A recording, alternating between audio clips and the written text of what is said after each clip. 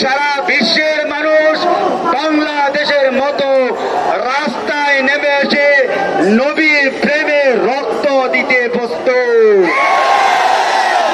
আমাদের নবী সাল্লাল্লাহু আলাইহি ওয়াসাল্লামকে নিয়ে কটূক্তি করেছেন ভারতের কুখ্যাত কসাই মোদিকে বলবো, অনতি বিলম্বে যদি এই খাতেমে রাসূলকে দৃষ্টান্তমূলক শাস্তি দেওয়া না হয়, ভারত খণ্ড বিখণ্ড হয়ে যাবে, ভারতের বিরুদ্ধে যুদ্ধ ঘোষণা করা হবে।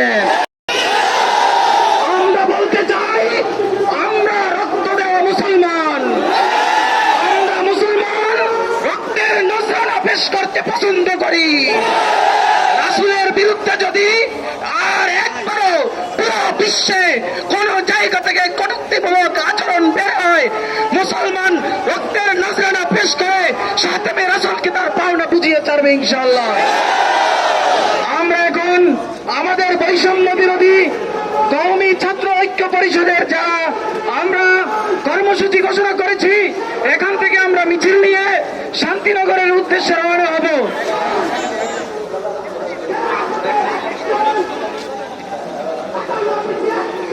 এ পর্যায়ে স্বাগত বক্তব্য নিয়ে আসছেন জামিয়া মাদারিয়া বাড়িধারার কৃতি সন্তান মাহদী হাসান।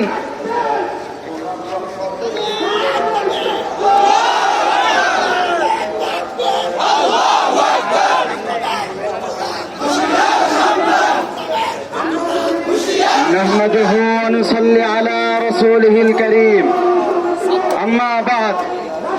সংগ্রামী সাথী ও বন্ধুগণ, আমরা দৃষ্টি লক্ষ্য করেছি, আমরা লক্ষ্য করতে পেরেছি ভারতে কসাই মোদির বিজেপির সরকারের সংসদ সদস্য এবং রামগিরি মহারাজ রাসূলুল্লাহ সাল্লাল্লাহু আলাইহি ওয়াসাল্লাম, যিনি আমাদের বিশ্ব মুসলিমের প্রাণ পুরুষ বিশ্বনবী হযরত মুহাম্মদ সাল্লাল্লাহু আলাইহি ওয়াসাল্লাম কে নিয়ে তারা কটূক্তি করেছে। মুহতারাম হাজিরিন, আজকের এই প্রোগ্রাম থেকে আমরা দ্ব্যর্থহীন ভাষায় বলতে চাই, ভারতকে হুঁশিয়ারি দিয়ে বলতে চাই, সেভেন সিস্টার যদি রক্ষা করতে চাও তাহলে তাদেরকে অতি দ্রুত গ্রেফতার করো, অন্যথায় যেমনই ভাবে গত কয়েকদিন যাবৎ আমরা দেখতে পাচ্ছি ভারতে মুসলমানদের রক্তক্ষরণ হচ্ছে, বিশ্বের মুসলমানদের রক্তক্ষরণ হচ্ছে, ভারতে মুসলমানরা রাস্তায় নেমে এসেছে, ঠিক তেমনি ভাবে সারা বিশ্বের মানুষ বাংলাদেশের মতো রাস্তায় নেমে এসে নবীর প্রেমে রক্ত দিতে প্রস্তুত।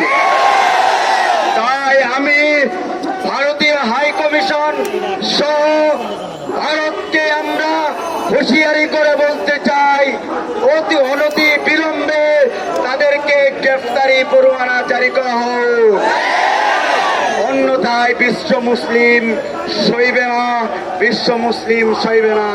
আসসালামু আলাইকুম ওয়া রাহমাতুল্লাহ। তেরা মেরা রিশতা ক্যা,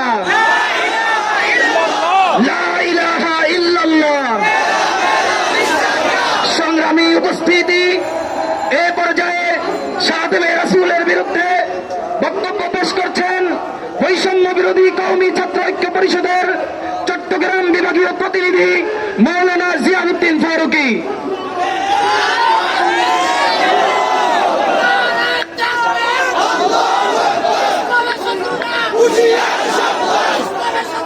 হামিদা ওয়া মুসাল্লিয়া ওয়া মুসাল্লিমা আম্মা বাদ। সম্মানিত উপস্থিতি, আজ বক্তব্য দেওয়ার মতো সময় আমাদের চলে গেছে। যখন ভারতের বোম্বাইয়ের মধ্যে আমার আপনার নবী, কলিজার নবী মুহাম্মদ আরবি সাল্লাল্লাহু আলাইহি ওয়াসাল্লামকে নিয়ে কটূক্তি করা হয়, তখন আমাদের আর বাইতুল মুকাররমের সামনে দাঁড়িয়ে থাকার সুযোগ নাই। উপস্থিতি, আমরা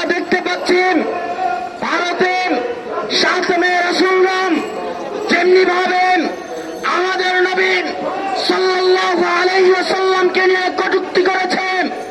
ভারতের কুখ্যাত কসাই মোদিকে বলবো, অনতি বিলম্বে যদি এই সাতমে রাসূলকে দৃষ্টান্তমূলক শাস্তি দেওয়া না হয়, ভারত খণ্ড বিখণ্ড হয়ে যাবে, ভারতের বিরুদ্ধে যুদ্ধ ঘোষণা করা হবে। বন্ধুগণ, আমরা জানি 2013 সালে এদেশের নবী প্রেমিক মুসলমানরা নবীর ইজ্জতের হেফাজতের জন্য, ইসলামের হেফাজতের জন্য যখন হেফাজত ইসলাম বাংলাদেশের নেতৃত্বে শাপলা চত্বর অবরোধ করেছিল, ওলামায়ে কেরাম দাবি করেছিলেন বাংলাদেশের সংসদে নাস্তিকদের সর্বোচ্চ বিধান ফাঁসির আইন কার্যকর করতে হবে। এই আওয়ামী লীগের সরকার, স্বৈরাচার সরকার, এক রাত্রের মধ্যে বাংলাদেশের হাজার হাজার ওলামায়ে কেরামদেরকে হত্যা করেছে। আজও আমাদের হাজার হাজার ভাই পঙ্গু অবস্থায় রয়েছে, কিন্তু আমাদের দাবি আজ পর্যন্ত বাস্তবায়ন হয় নাই। আমরা আজকে বৈষম্য বিরোধী কওমি ছাত্র ঐক্য পরিষদের পক্ষ থেকে হেফাজত ইসলাম বাংলাদেশের নেতৃবৃন্দদেরকে অনুরোধ করব, আহ্বান জানাবো, সাতমে রাসূলদের অবস্থান নিয়ে তাদের শাস্তির জন্য যে আন্দোলন আপনারা করেছেন, সংগ্রাম করেছেন, এদেশের হাজার হাজার ওলামা তোলামা আপনাদের ডাকে একাত্মবাদ হয়ে আপনাদের সাথে হাতে হাত রেখে আপনাদের নেতৃত্বে রক্ত দিয়েছেন, জীবন দিয়েছেন। আজও আমাদের অবস্থান স্পষ্ট করছি, আপনারা নাস্তিক